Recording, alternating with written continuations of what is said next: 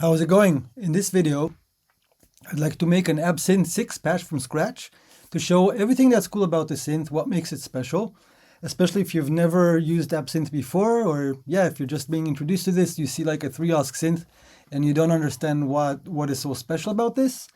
And also if you're familiar with it from the past, but kind of, need a refresher why it's so awesome.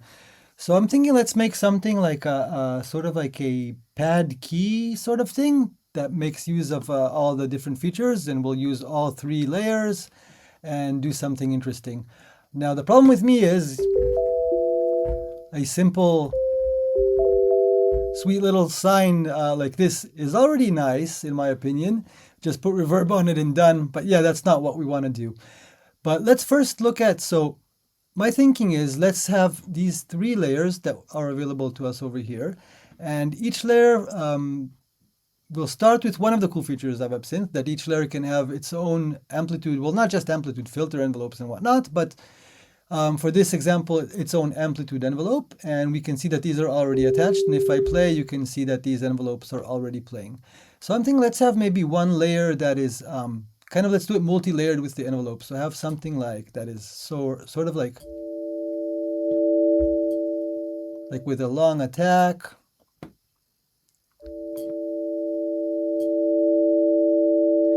And as you can see, all these envelopes that I'm playing with, I can really kind of, I can mess around with the slopes, and each section can even have an LFO.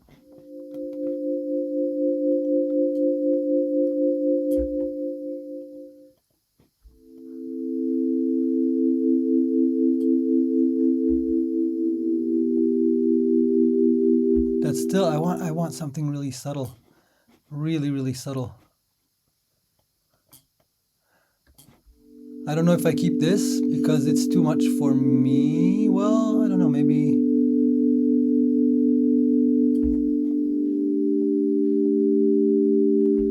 And this brings another point to Absynth. You see how little I used here on the depth? Everything is super simple. I'm not going nuts. And this is the whole point of this synth, these little tiny variations. So all I have going now is this sine wave. I kind of like what I'm hearing. I'm gonna be keeping this, I think. And as you can see, while this envelope does its thing, the other envelopes do their thing. All right, so we have this one. You know what? It's even short for me. I want a really long attack. So I want something like, and as you can see, I can zoom in and out. I want like,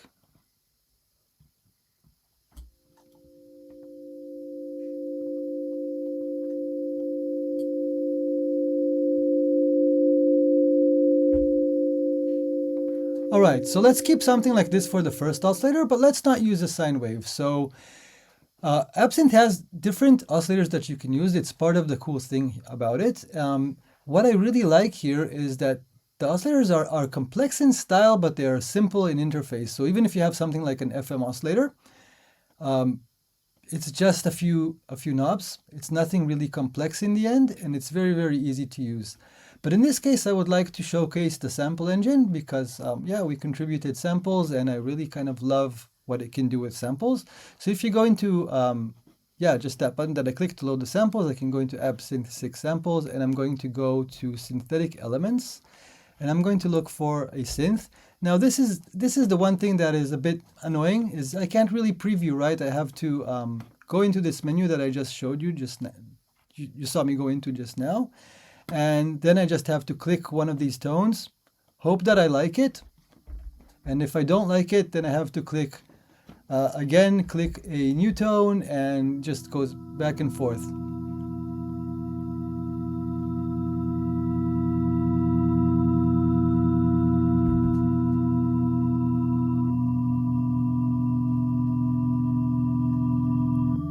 You know what? This kind of works for me. And we're going to turn the loop, of course, on for the sample. And you notice all these samples that are labeled synth C and such in the Absynth 6 folder, they are all perfectly looping samples. And this is a stereo sample.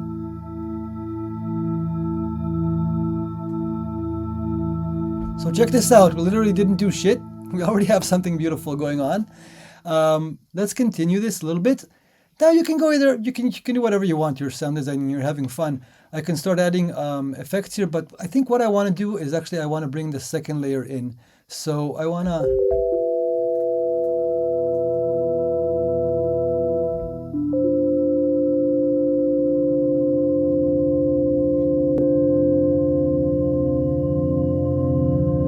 And what I want to do in this case is actually do want to keep this as a sine oscillator, and I want to keep the attack. But this thing should decay. So we're going to give it a tiny bit of attack so it's not sharp. While this one is going in super slowly, this one is kind of just dying out.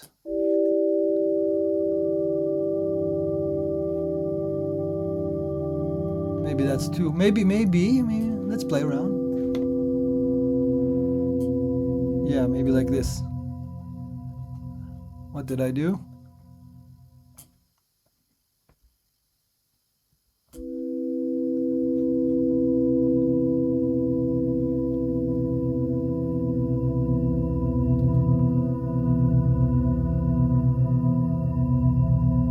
All right, and now let's bring in a third layer.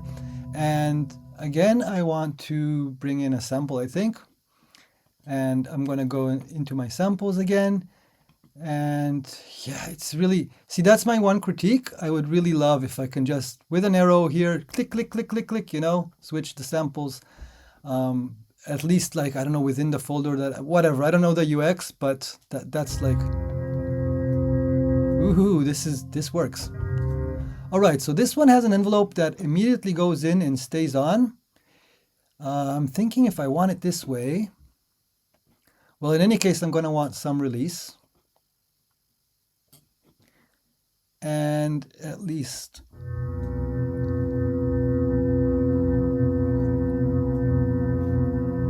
yeah, I can live with that.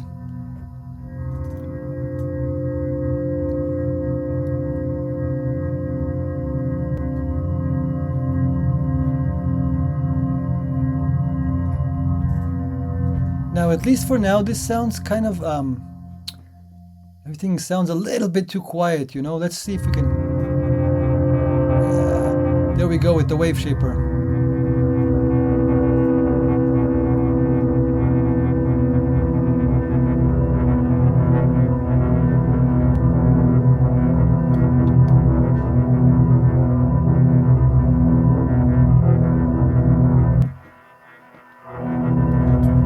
Give it a bit of a high pass. Well, you know what? Let's check which layer is it that is really the deep one. It's either, so it's this one actually. Okay, hang on. Yeah, this one is really soft. So what I want to do is I'm going to see if I can save it. Maybe I'll need this for later. I want to take something away from this guy.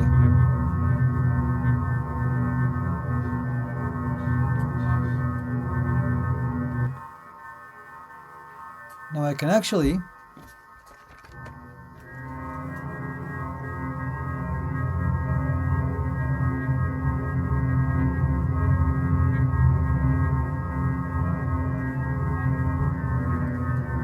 there we go.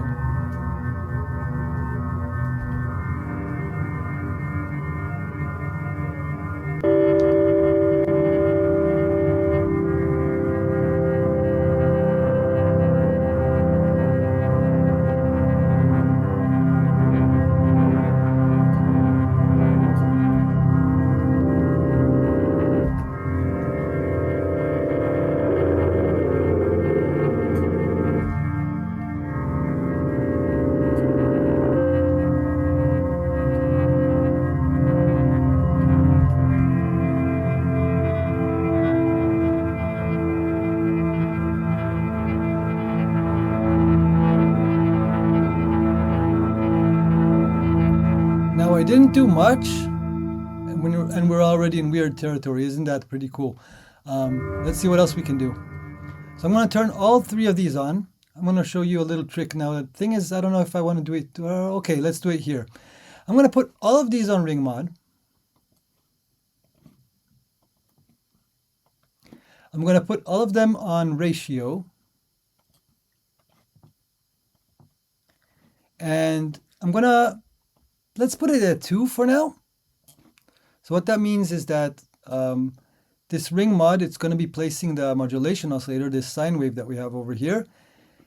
This is part of the allure of Absynth. Everything responds both to MIDI, as in like velocity. I can route things to these different knobs all across the signal chain, but also this, that it, like the ring modulator knows about the frequency. This is kind of rare in synthesis. And this is throughout the whole entire chain, even up until the effects. So except the insert effects, but even the main, let's say, slots, filter slots, or whatever you want to call them, the main slots. Anyways, so I put the ring mod on a ratio of 2 above the incoming frequency. And now if I go into this, into over here, we have this little mix parameter. So now it's on all the way. So let's just play this for a second. The sounds are all broken up, and so what we're going to do is we're going to put this knob, let's say, on something like 60%. It's okay that they're not all exactly the same. Maybe it adds a little bit something to it. And we're going to do modulation settings, and then we're going to assign it to macro control number 1.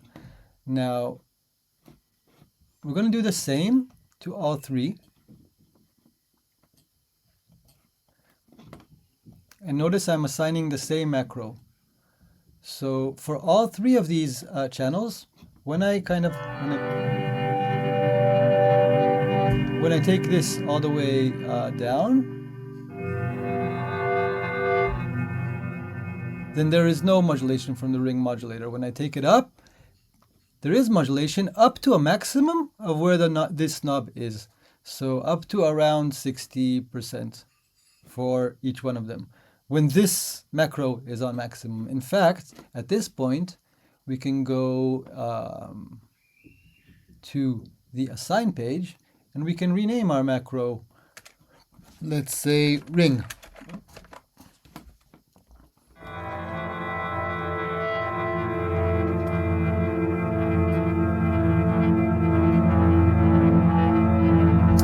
Now it's very subtle, but as we play, we can pull this up and it adds a little tiny variation. And since these are all macros and you have some MIDI, you're playing and you're moving and you're swaying things around.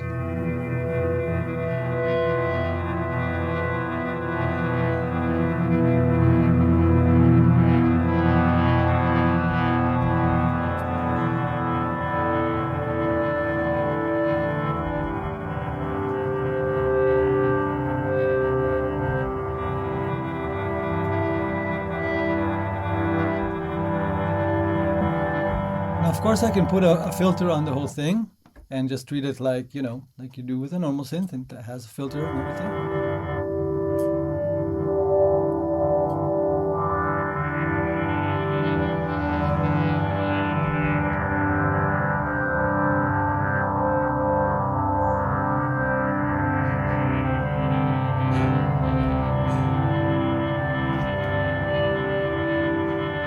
Now, how about we take this this filter that we have over here on the second slot, on the second main slot, and we move the cutoff a little bit with the LFO. So we have this LFO1.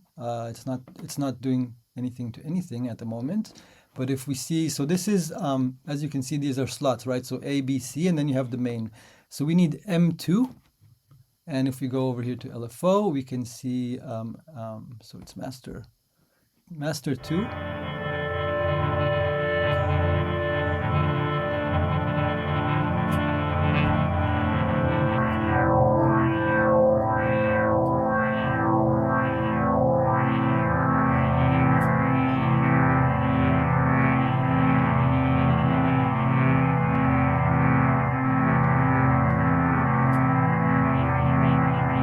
We're going to go for a very long LFO. You can go on beat, you can go by seconds. Let's just go by seconds, I don't know.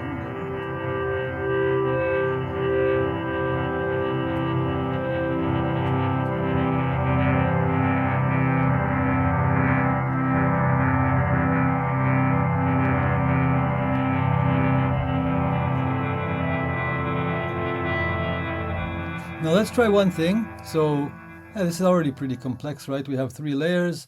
We have this like sine with unison. Even the simple oscillator is not so simple. Let's try and see if we can. It really depends on the sound. If we can add the cloud filter over here to the. You know, I'm going to turn off. Let's turn off the main filter for a sec so we can hear what is actually going on, and I'm going to unring the whole thing.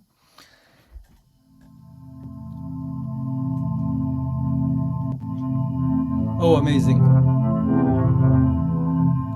Yeah, this is totally going to work. So what I want to do is I put this cloud on it, but I don't, that's the thing. This is the magic. I don't want the whole thing. I don't want it to take over. I want to mix it in. So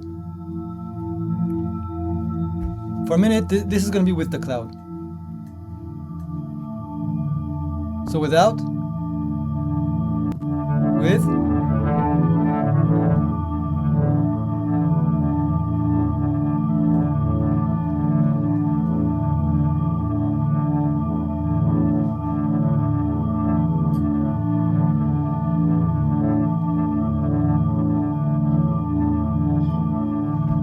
and let's try, let's try putting the cloud exactly 1 octave above and see what happens.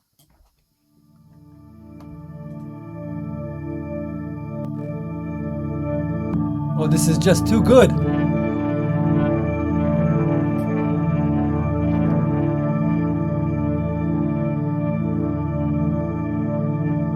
And now what we can do is we can give this cloud parameter to the mix. Remember the mix, this is where the magic happens. So the mix is going to go to macro 2, and we're going to go here and we're going to say, remember this is kind of how helpful with the macros. So this is channel A, so we're going to call it A cloud. Awesome. With the ring we didn't need A, B, C, whatever. Like if it's the main, if it's on everyone, then it's on everyone. We only mark the ones that are not on everyone. You can put stuff inside the cloud and like mess it up even more. I think I like what I'm hearing. It's working for me. Maybe I keep it like this. What we can do, we can randomize a little bit around the pitch. So it's like makes sort of detuning chorusing effect. Let's see if it's nice on this particular sound. So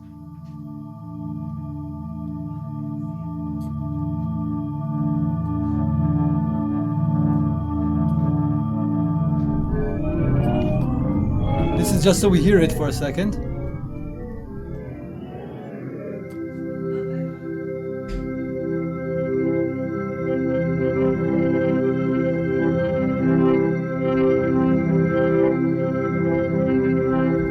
So what I don't want is I don't want this this knob to be able to reach this sort of maximum. So I'm going to say that the maximum is really tame. It's going to be like halfway.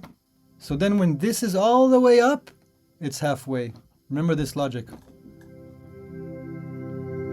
Awesome. Yeah, this is exactly what I want. Now remember our little ring mod. Now let's see how this all plays together. Ah, this is Absynth. Now we have an Absynth Bonfida. This is what Absynth sounds like with this layer. Let's add the second layer. Let's add the third layer. And we have our main filter. Let's give our main filter also to these macros. I mean, you could argue that for a nicer experience, like if this was a real patch, maybe the filter would go first and go on mod wheel, whatever. Just want to show you though. So let's do macro 3. That would be the filter frec. And yeah, for good measure, why not do filter res for macro 4? So now we have, and remember that this knob, you have to remember this. This is a representation of the of like where you put this.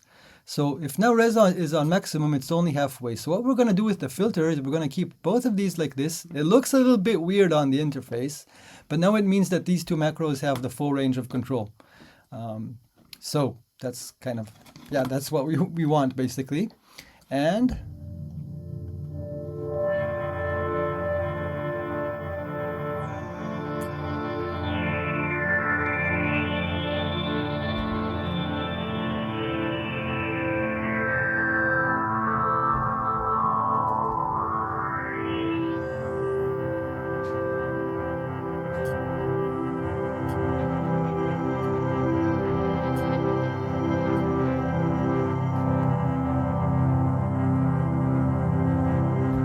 Not bad. The last thing we can do, I mean, we could stick something here just for fun. Let's see. I'm thinking like, remember this is the sine layer with the detune. So I don't know if this is the best thing to respond to kind of things that are going on, but let's quickly try one thing. So we have the little trick with the ring mod for all three of them together with this layer. But I want to quickly listen to see if we can. So let's take the ring down so we can just listen to it pretty cleanly. And I'm going to open the filter. The cloud doesn't matter because the cloud is only on this channel, remember? So without the fric shift.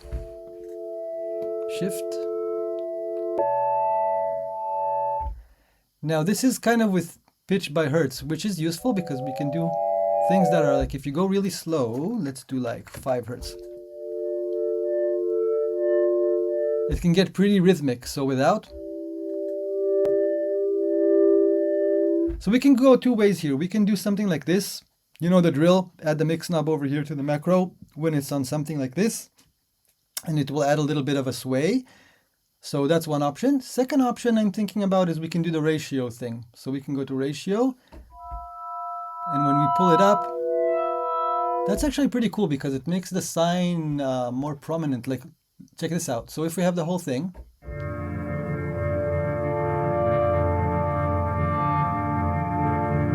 and we pull this up, it kind of adds that higher harmonic. What if we go for a ratio of 2?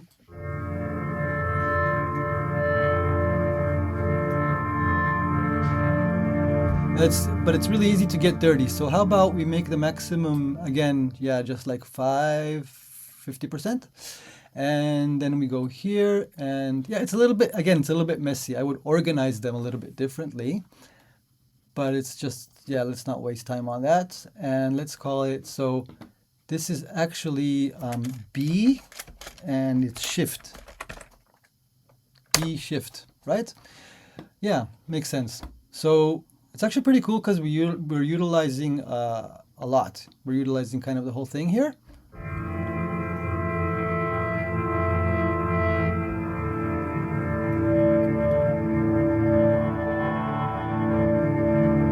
Cool, and every one of these macros definitely adds a certain richness to what we did here. So it's, yeah, I'm super happy with this actually.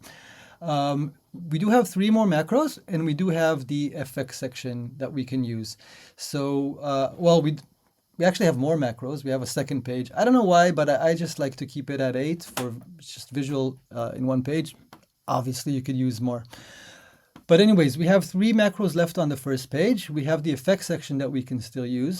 And I'm thinking, so it's cool to kind of give, I think, in this particular case, especially where these layers are kind of intertwined, we could give the volumes of each layer. So we could give volume A, volume B, volume C. Well, let's first see if we can benefit from something in the effects section. So, because this sound is actually kind of cool already on its own, but let's see.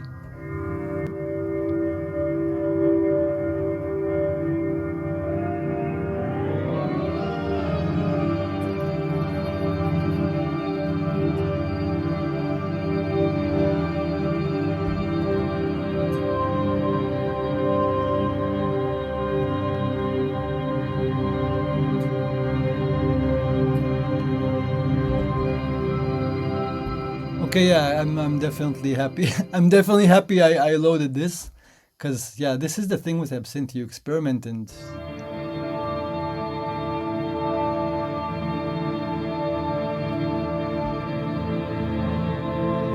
so without and with.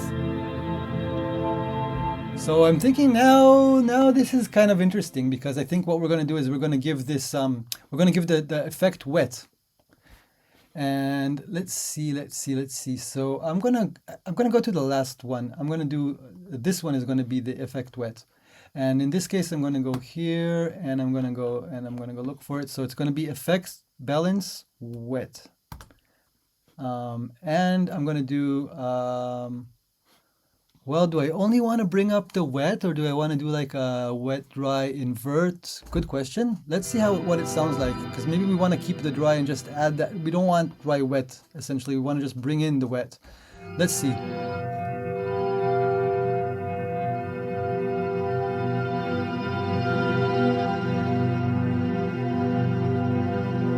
Yeah, that totally works. And I think we're not even gonna.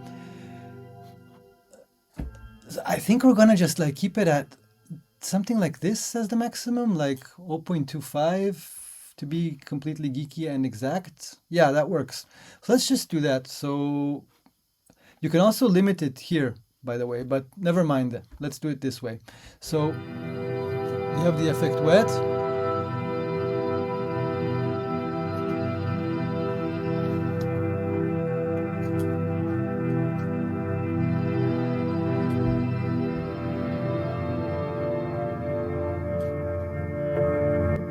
Okay, I think we need to, in this case, we need to flip it. So we need to go here because what we're doing is, well, we can go either way, right? Because what we're doing now, it's like it is up, right? And we don't want it to remove from it. We want to like to reach that. Anyways, it's just about inverting the parameter. We can do that here. And I think now it should behave as we intend. Yeah. Awesome. So as you noticed, we can bring in a lot of like higher harmonics in this patch by like pulling on the ring, pulling on the shift, and pulling on the effect balance and maybe all together even. So I'm going to hold the chord.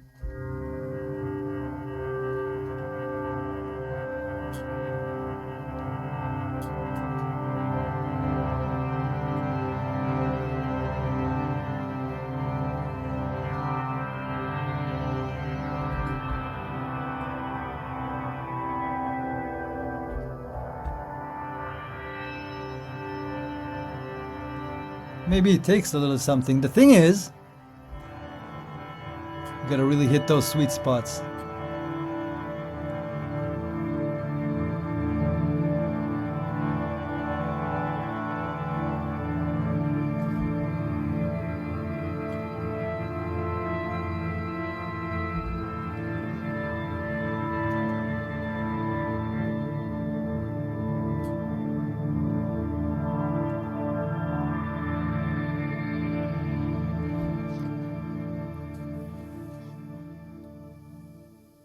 Now, what I quickly didn't show is I think it's kind of important to have velocity. At least, I mean, this kind of sound, you know what? I don't know how much you want velocity affecting it that much because you're pulling something in that is like really coming into the. But in any case, that would be here. And what I think we should do is I think we should really increase the voices for such a sound if we're playing with all these releases.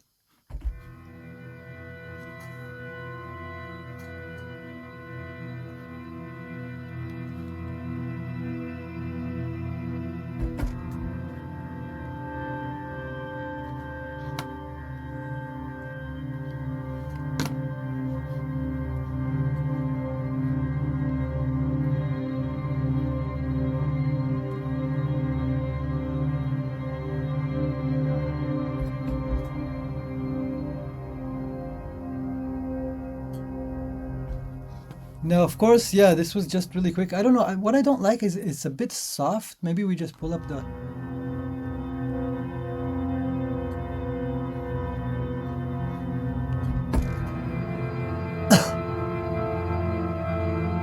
Yeah, I'm not. I think this kind of sound, I'm not sure. Maybe I mess with it a little bit later. Let's end the vid. But I think we don't really want too much velocity messing up with this kind of sound. Tiny bit, maybe. Husk B? Yeah.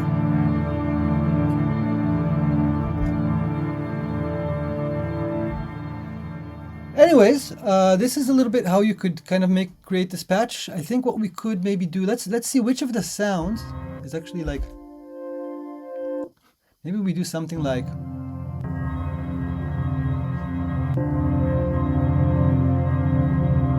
you know what I'm thinking? Maybe we transpose the whole thing.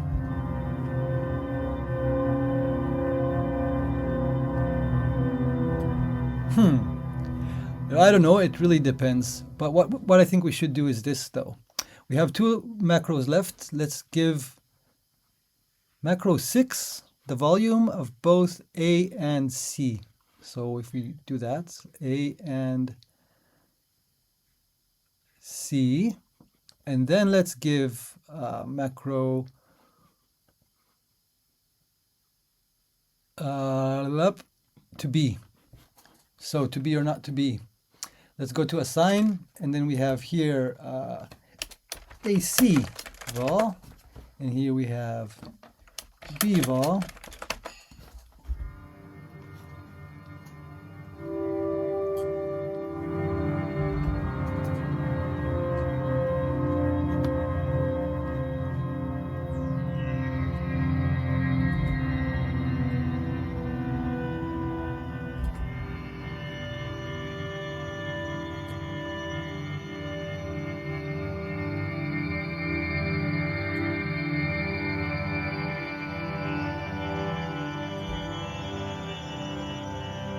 Now, yeah, I think I've made better patches in my life, but you know what? It's not so bad, and it's a cool starting point, and I think it does show the potential, it does show the synthesis. There's lots of other ways and other things you could do. There's more in the engine here, of course. There's more sample types. There's more filter types. But again, I hope you realize the really cool things, which are that all this stuff is frequency and MIDI aware, and that you can route things anywhere, as far as control. You know what? Maybe we can show one more thing. Yeah, we can show the aftertouch. What would be interesting on this patch?